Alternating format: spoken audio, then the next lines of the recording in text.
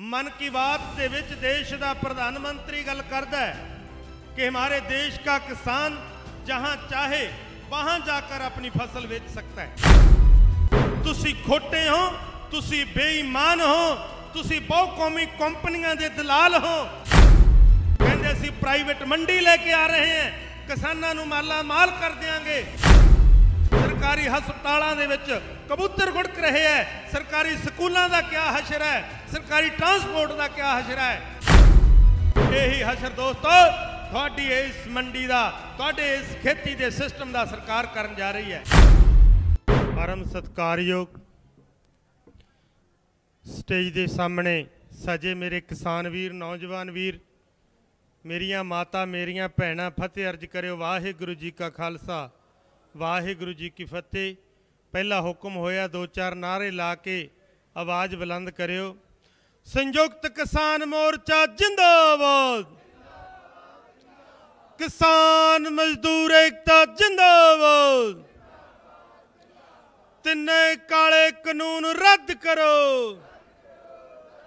केंद्र दी मोदी सरकार मुर्दाबाद,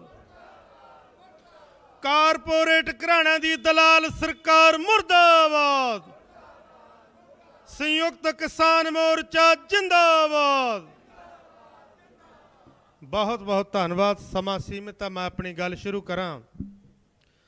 दोस्तों, एक साल तो उपर का समा हो गया,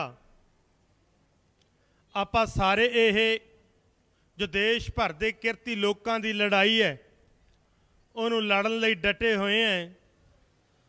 बहुत वड्डियां प्राप्तियां भी अज तक मोर्चे दियां, क्योंकि जदों तो लड़ाई शुरू हुई है कई केंद्री एजेंसियां, केंद्र सरकारां दे हथ ठोके लोगों ने, जदों आपां हले दिल्ली दे विच नहीं सी पहुंचे, वख-वख स्टेटां दे विच अंदोलन चल रहा सी, कई केंद्र सरकार ते केंद्र दीयां एजेंसियां दे हथ ठोके लोगों ने इन्हां कानूनां दी तर्जमानी कीती और तुसीं अंदोलन नूं दृढ़ इरादे नाल चलाया। कड़ी दर कड़ी सारे एकत्रित हुंदे गए, इकट्ठे हुंदे गए। कई खब्बी खाना नूं मुद्दे मूँह सिट के अंदोलन दे विच दिल्ली दे मोर्चे दे विच डट गए हो ते बहुत साडी बेशकीमती जाना शहादतां होईयां साडे किसानां दियां, साडियां माता भैणां दियां, जिन्हां दियां शहादतां दे उत्ते मोर्चा टिकिया होया है। उदों तक उन्हां दियां शहादतां नमन रहणगियां जदों तक ये दुनिया, जदों तक ये किरती लोग इस देश दे विच वसदे रहणगे। तां दोस्तों, मैं गल करां देश दी सरकार दे नाल जदों तो आपां दिल्ली दी बार्डर दे उत्ते पहुंचे हैं, 11 मीटिंगां होईयां और सरकार यही कहती आई है कि कानून किसान पक्षी है, कानून किसानां दे हक दे विच है। मन की बात दे विच देश का प्रधानमंत्री गल करदा है कि हमारे देश का किसान जहां चाहे वहां जाकर अपनी फसल बेच सकता है। मेरे वीरों, तुसी वड्डी गिणती दे विच किसान बैठे हो। अज अपनी मंदहाली, अपने हालात है जिहड़े दर तो वधतर है, करजे दी पंड भारी है, अपनी मजबूरी है, आपां सूदखोर लोकां दे विच कमक्कड़ जाल दे विच उलझे हुए हैं। अपने हालात की है, देश का प्रधानमंत्री कहना जिथे चाहे देश के कोने दे विच जाके किसान फसल बेच सकता है। मैनू हथ खड़ा करके दस्यो पंडाल दे विचों आपां सारे आड़तीया सिस्टम दे विच वज्जे हुए जुड़े हुए हैं। एक आड़तीए की दुकान दे उत्ते फसल बेचण वाला किसान उहदी पहुँच है कि उस दुकान तो चक के दूजी दुकान ते फसल बेच दे, किसी की पहुँच है। और सब जवाब विखाए जा रहे हैं, झूठ मार रही है सरकार। देश के किसी मर्जी कोने ते जाके जड़ा देश का किसान फसल बेच सकता है। तो दोस्तों, एक साडे वास्ते गुमराह कुन जड़ियां गल्लां कीतियां जा रही हैं, तो बहुत कुछ होया। असी तुहाडे तो 75 साल संताप हंडा लिया, तुहाडे मगर झाक रखी, तुसी रंग बदलते आए, लोकां दे नाल धोखा करते आए। जिन्ना क चिर तुसी राज भाग चलाए है, तुहाडीआं नीतियां दे विचों असी सब कुछ जान चुके हैं। तुसी खोटे हो, तुसी बेईमान हो, ਤੁਸੀਂ ਬਹੁ ਕੌਮੀ ਕੰਪਨੀਆਂ ਦੇ ਦਲਾਲ ਹੋ, ਤੁਸੀਂ कारपोरेट घराणिਆਂ ਦੇ दलाल हो।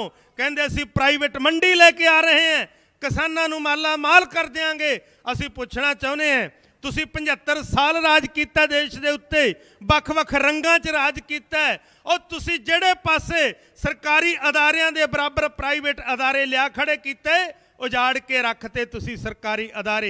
जेकर खोल के गल करिए सिक्ख्या दे सरकारी अदारे का की हालात है, इधर सेहत दे सरकारी अदारे का की हालात है, सरकारी ट्रांसपोर्टां की की हालात है। शर्माएदार लोग कारपोरेट घराणिਆਂ ने लिया लिया के सरकारी अदारियां दे बराबर प्राइवेट अदारे खड़े कर ले। साडी सेहत का अदारा उजड़ गया, सरकारी हस्पतालों दे विच कबूतर गुड़क रहे हैं, सरकारी स्कूलों का क्या हशर है, सरकारी ट्रांसपोर्ट का क्या हशर है। यही हशर दोस्तों थोड़ी इस मंडी का, थोड़े इस खेती के सिस्टम का सरकार करन जा रही है। कदाचित असी इन्हां दे मनसूबे सफल नहीं होण देवांगे। तकड़े होके अडोल होके अंदोलन लड़ांगे जदों तक इन्हां साजिशां नूं मूंह ते मूंह सिट के इन्हां नूं गोडणियां करके नहीं असी उन्ना चिर साह नहीं लवांगे। तकड़े होके अंदोलन नूं लड़ो दोस्तों, घबराउणा बिल्कुल नहीं। समय बदलते जाते हैं, रुत्तां बदलदियां जांदियां, साल का समा लगभग हो चलिया, 1 महीना घट है दिल्ली च बैठियां नूं। ठंडा भी गुजर गईयां, गर्मी भी गुजर गई और बरसातां भी गुजर गईयां। मेरा कहण दा भाव 1 साल दे विच समुचे काम का समा भी लंघ गया, समुचियां रुत्तां भी लंघ गईयां। जेकर सरकार चाहे किसी मौसम के खदेड़े, कोई घरेलू कामां के खदेड़े उठ जाणगे। तुहाडे सामने तजर्बा 1 साल का पूरा हो गया। बिल्कुल जाण वाले नहीं, दृढ़ इरादे नाल लड़ांगे। जदों तक तुहानूं मुद्दे मूँह नहीं सिट दिंदे उदों तक वापस नहीं जावांगे। टिका ना रहना, दृढ़ इरादे नाल लड़ना। मैथों पहलां गल्लां कीतियां बुलारियां ने, ये सरकारां नूं हजम नहीं हुंदा। लोकां दे सिर जुड़े वेख के, लोकां दे इतफाक नूं वेख के ये सरकारां, ये पार्टियां, एजेंसियां ये घबरा उठदियां, ये साजिशां रचदियां। इहो जे वड्डे अंदोलन खास करके जिहड़े बहुत वड्डे अंदोलन होण, जिहड़े सालां वधी चलण वाले अंदोलन हन, उन्हां दे विच इह रंग बरंगियां भेडां लिया के वाड़ के ये साजिशां रचदियां हुंदियां कि लोकां नूं कोई भावनावां भड़का के, लोकां दा ध्यान पट के किसे पासे इन्हां नूं उठा दईए। तां दोस्तों सारिआं ने बड़ी सोच समझ के अंदोलन नूं लड़ना है, किसी अजिही चाल दे विच नहीं आउणा। तगड़े होके एकता बना के, इतफाक बना के इस अंदोलन नूं लड़दे रहो। कामयाब होवांगे, कामयाब होके जावांगे। इन्नियां क बेनतियां प्रवान करियो। वाहिगुरू जी का खालसा, वाहिगुरू जी की फतेह।